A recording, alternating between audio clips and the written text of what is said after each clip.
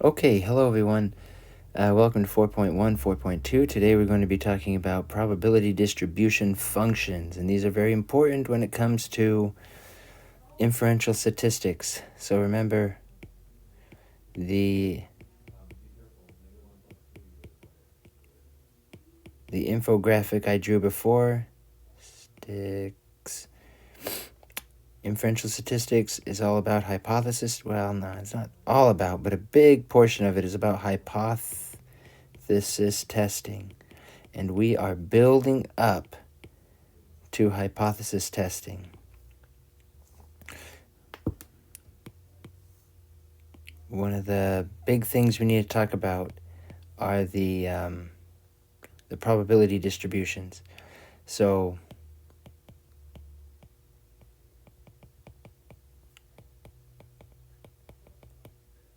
distributions, because what we'll be looking at is the sample statistic distributions. We'll be thinking about the sample statistic like its own random variable. And we'll be able to, or there's a theory that tells us how that random variable is distributed. That distribution will be able to get us, to allow us to get probabilities for sample statistics.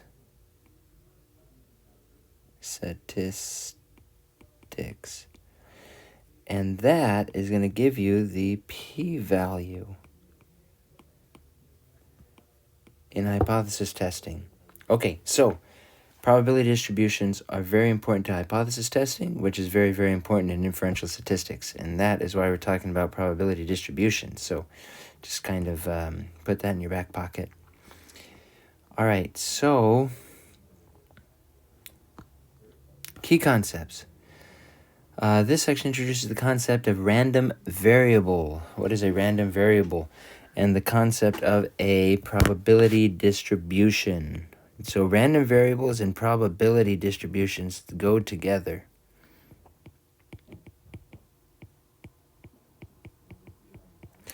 We illustrate how a probability histogram, we'll see what that is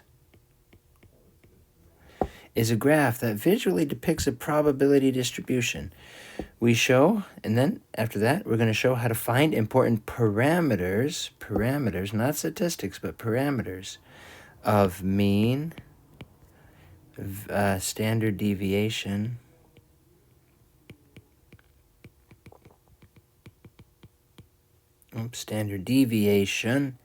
and variance.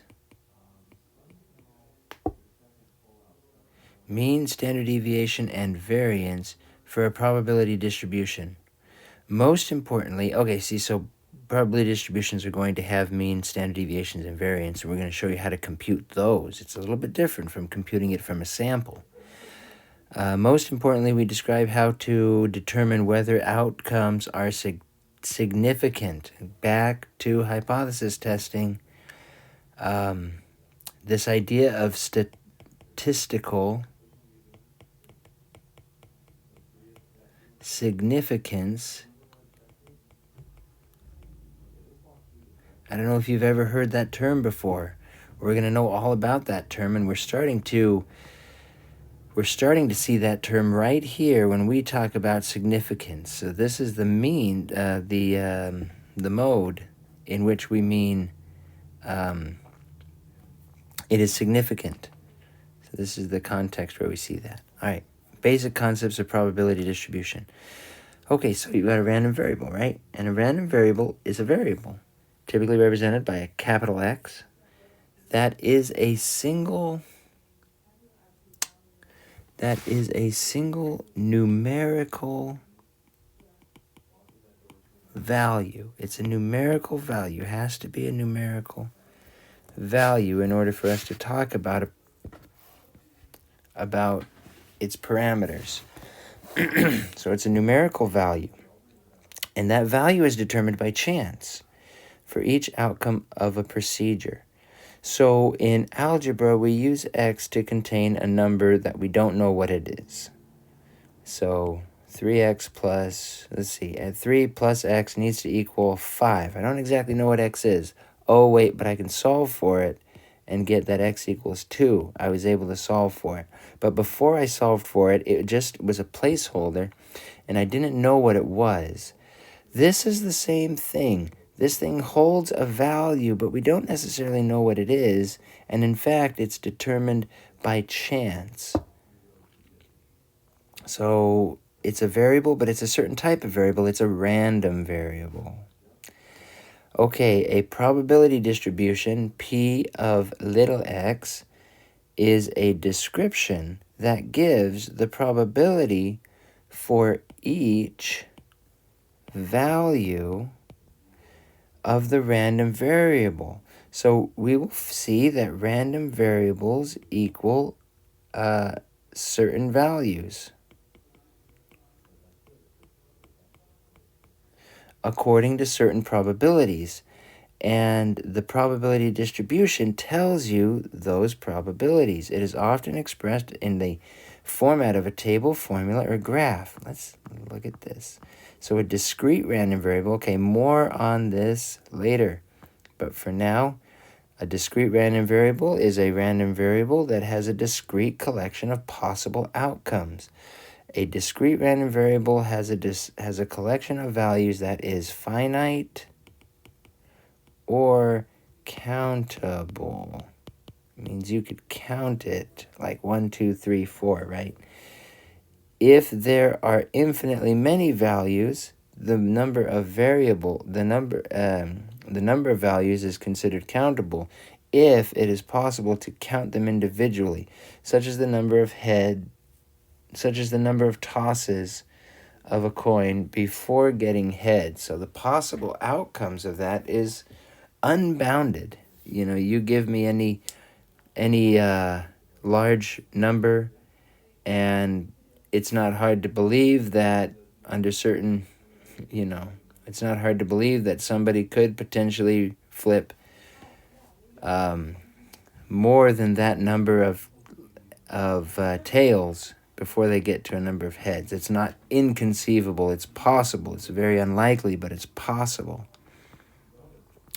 A continuous random variable is a random variable that assumes a value within a set of continuous numbers. So, or that is to say, the set of possibilities that variable could produce or could be is continuous. It's a continuous set. We've talked about discrete and continuous data. It's the same idea here. A continuous random variable has infinitely many values and the collection of values is not countable. So, for instance, the height of a person is, well, what is it? We don't know. It depends on the person. It's a random variable. The height of a randomly selected person, that is now a variable, the height of that person, but it's random because the person has not been selected yet. What possible heights could that person have? Well, any on, some continuum of possible heights. Okay, probability distribution requirements. So, every probability distribution must satisfy each of the following 3 requirements. One is there is a numerical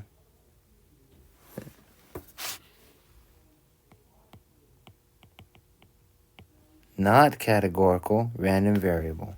All right, so if it's associated with a numerical random variable, then the probability distribution, then there's going to be a probability distribution. That's one of the conditions.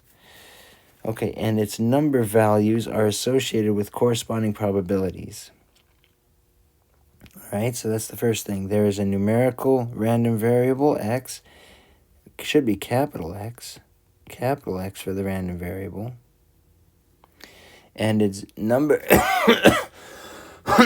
excuse me, and its number values are associated with corresponding probabilities. Okay, so, and those probabilities are the probability that capital X equals little x.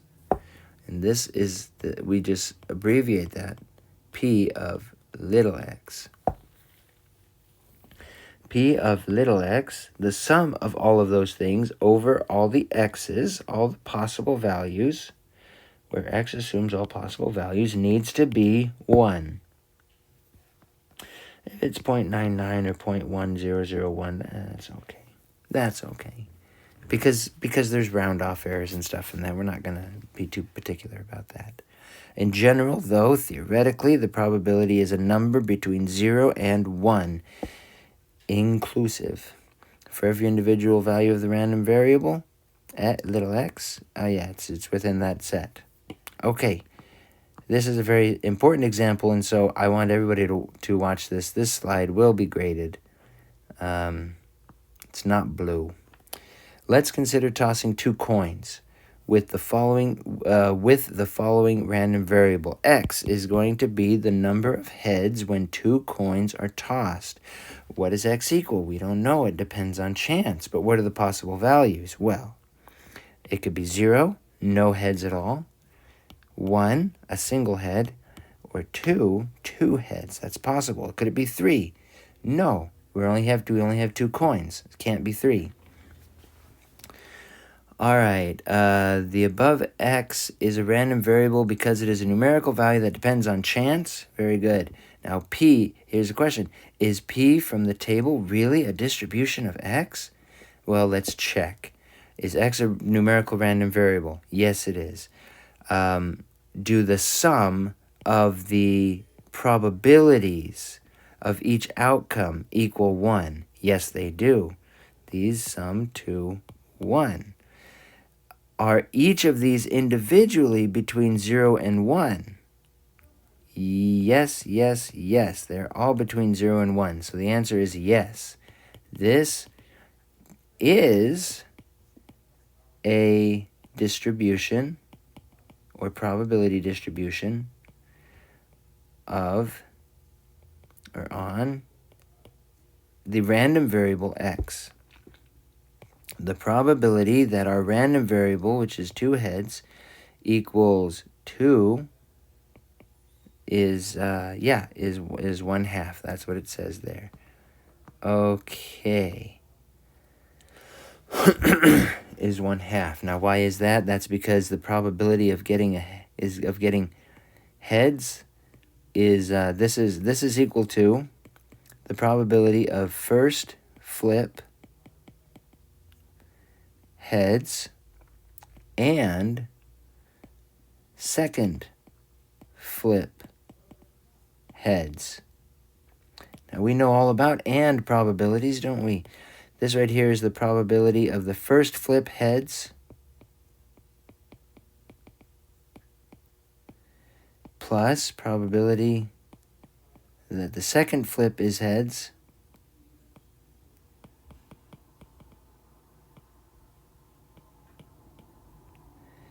minus the probability of first heads and second heads.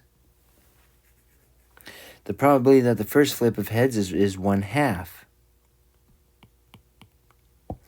The probability that the second flip is heads is also 1/2.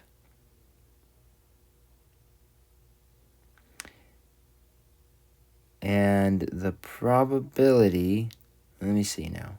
Am I doing or? Yeah, I did the or. This was equals to, it's and. All right, back up. I did or. See, that was or, and that was wrong. So it's the probability of the first flip heads times the probability of the second flip heads given the first flip was heads. Now, does the second coin look and see what the first coin did? No. No, it doesn't.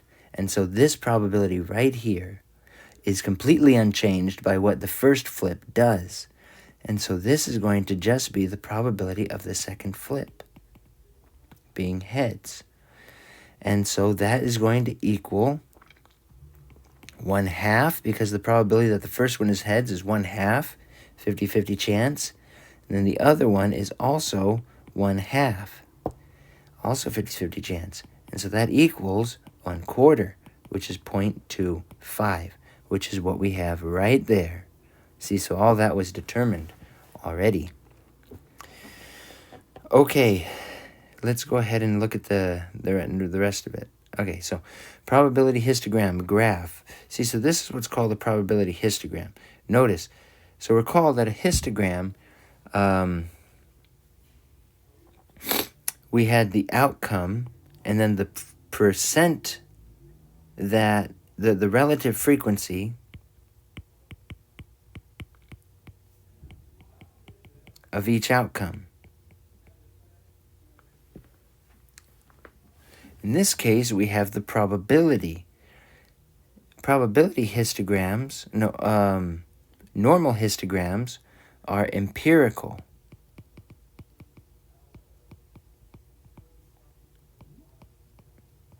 Based on frequency, based on data. A probability histogram is theoretical, based on probabilities of the random variable, which is theoretically determined.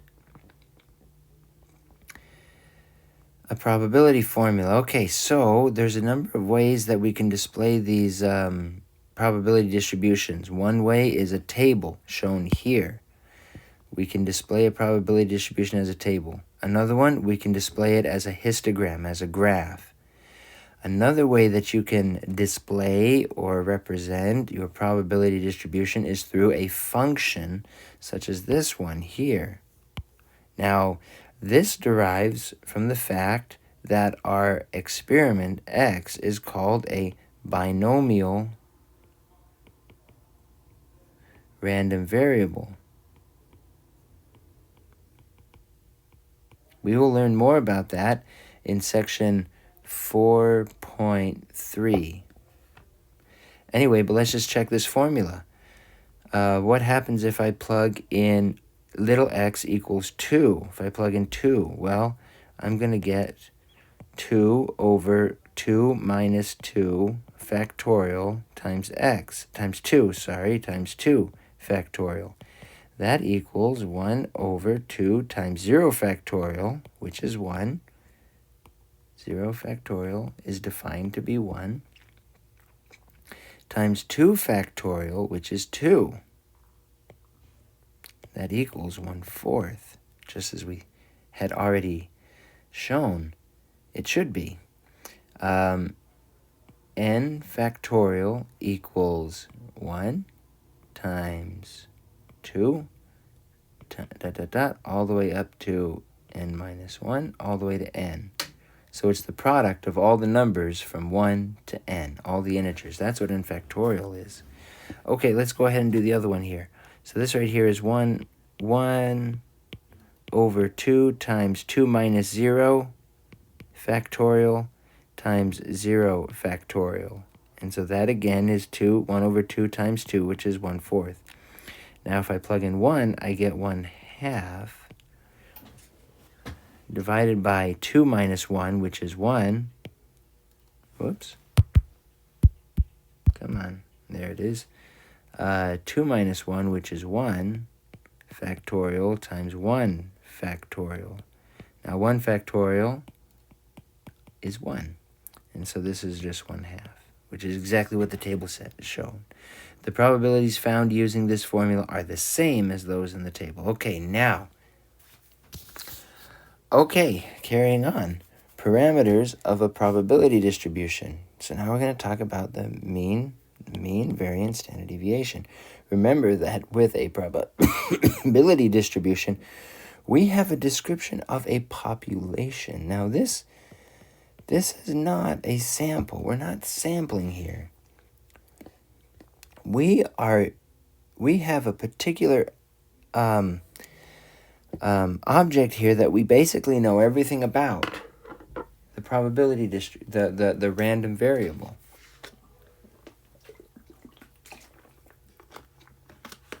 And so we consider it a population.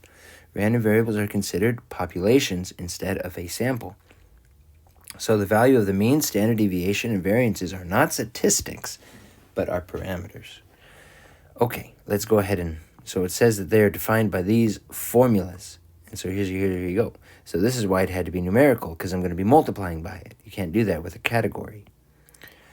So I take the value that x can assume, and I weight it, I multiply it by its probability that it'll occur. I sum all of those, I sum over all possible x's.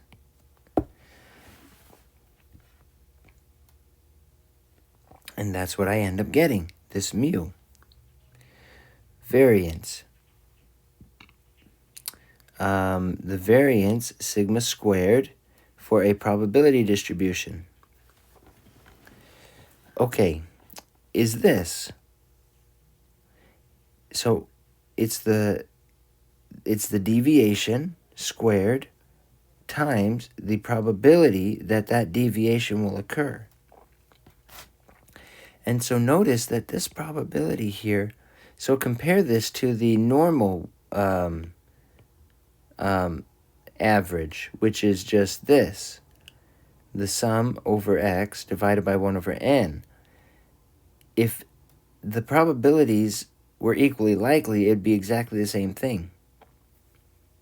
Okay. Now this one here, remember that this is n minus 1 times, for a sample, it's this.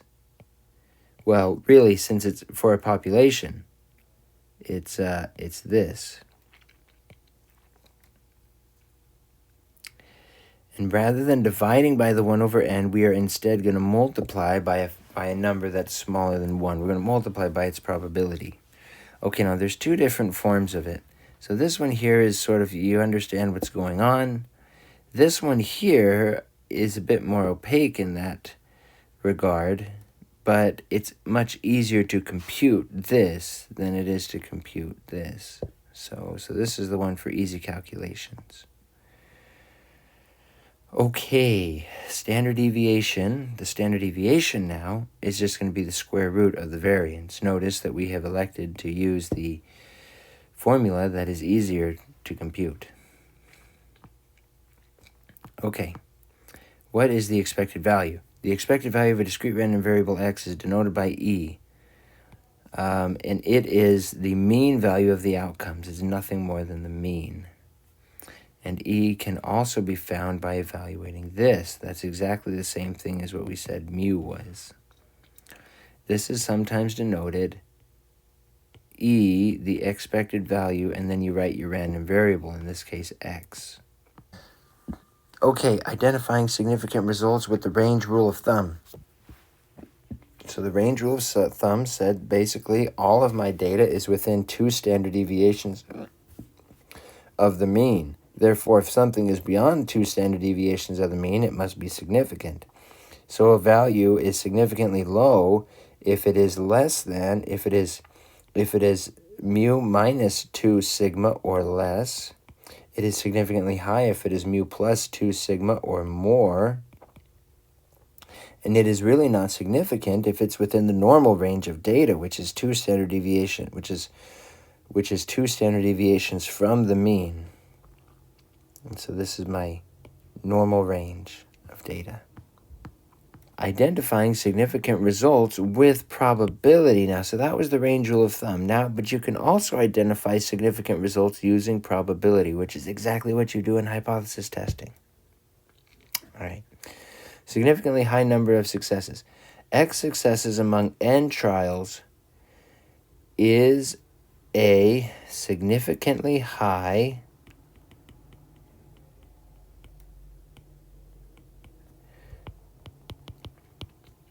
number of successes if the probability of X or more successes is 0.05 or less if it's rare. So the probability of getting it is rare. If the probability of finding something higher is low, then you've got yourself a pretty high number of successes.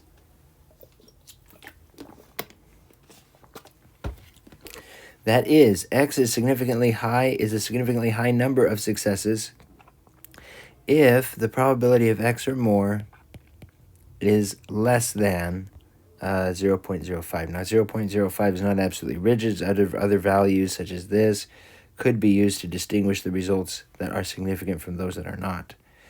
Okay, now, on the other side of the coin, you've got significantly low number of results. X successes among N is a significantly low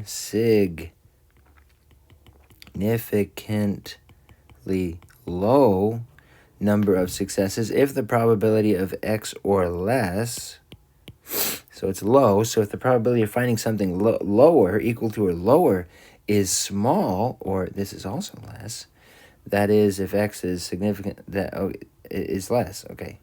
So if the probability of finding something lower than it is small, then it's pretty low. Okay, so that's the probability there. This is or less. All right, great. All right, expected payoff. The expected value of a random variable X is equal to the mean M. We can therefore find the expected value of the, so the expected payoff, the expected value of it is equal to the mu. Therefore, we can find that expected value by computing this formula here, just as we did for finding the value of mu. All right, and here's an example, and I believe this is the last example. So that means that concludes the discussion on the white slides.